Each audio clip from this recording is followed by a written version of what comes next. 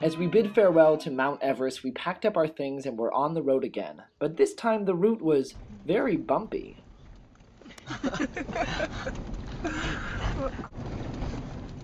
We drove for over an hour on this rockety road and took in the last sights of the beautiful mountains and prayer flags of Tibet.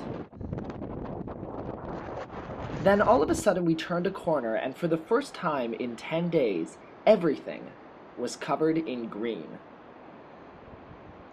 This was our sign that our journey in Tibet was about to come to an end. We were almost at the border and therefore almost in Nepal.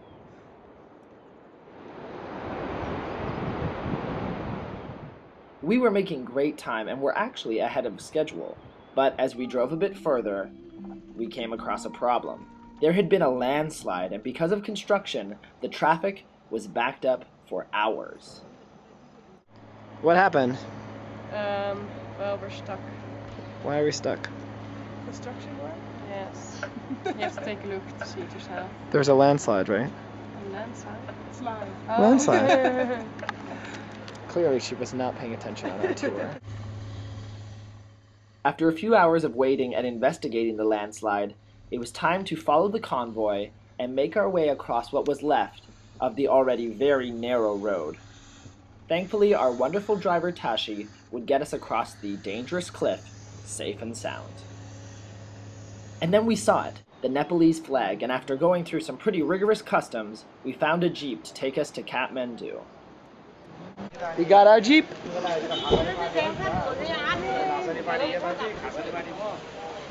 We are off to Kathmandu. Kathmandu, ladies! Yeah! The scenery along the way was beautiful, with greenery everywhere and stunning waterfalls. This, however, did not make up for the terrorizing experience that was driving to Kathmandu. The road was narrow with very steep cliffs, and our driver was going way too fast and passing way too many people. I didn't catch any of the numerous close calls on camera because, to be quite honest, I was too scared to look. When we somehow arrived in Kathmandu alive, our first point of business was finding some Nepalese food. Spicy. It was everything I was looking forward to and more.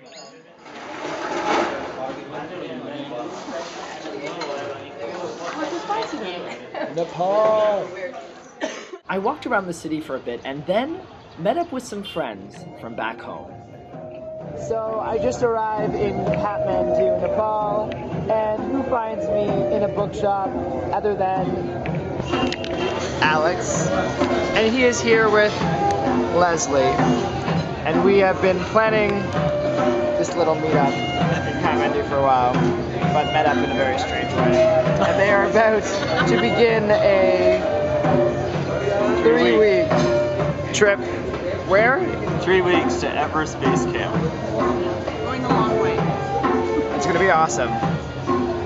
Well, safe travels. Thank you. We'll see if a yak knocks someone off the trail. I'm not being taken out by a yak. Yaks like me. Animals like me. I'm nice to them. We call that a yak attack.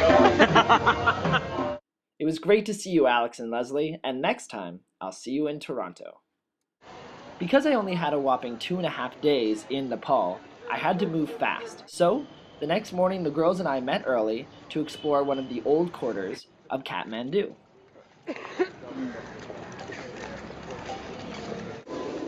Temples and buildings clearly had a different style than those we had seen for the past 10 days in Tibet.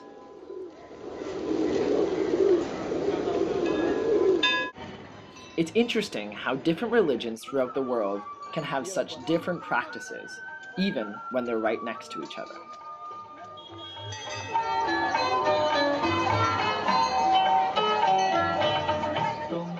We came across a little market, and then something strange happened. A Hindi man just came up to us, put flowers on our head, and then put these red dots on our foreheads. And we're not quite sure what to think of that. but it's cool. We continued our little walk through the old quarter, saw some monkeys, some statues,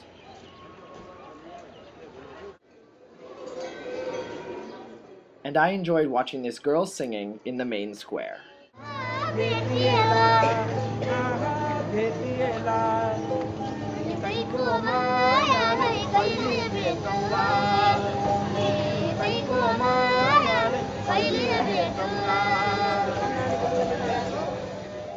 Wanting to get a different view, we climbed up the stairs of this temple, sat down on a ledge, and watched as Kathmandu carried on below us.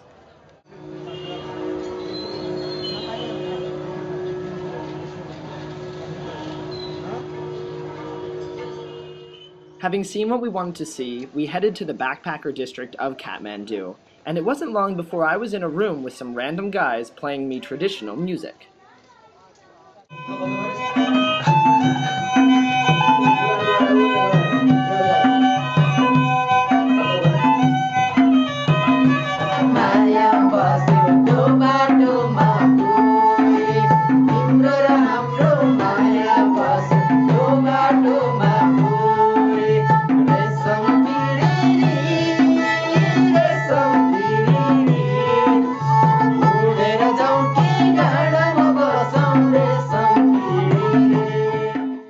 Now that is pretty cool.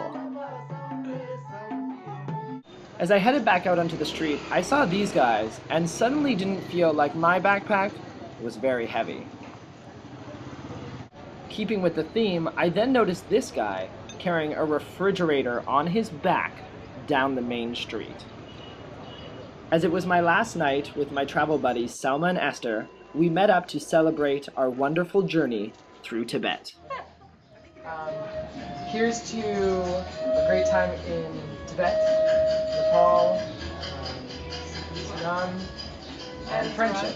And touching, yes. Cheers. And to presents. Thank you. Thank you. The next morning I was up super early, hopped in a cab, and was on my way to the airport. There I boarded my plane with Jet Airways and was officially on my way to India. Next time on Backpack with Brock, I meet up with my next travel buddy, Darren, from Canada.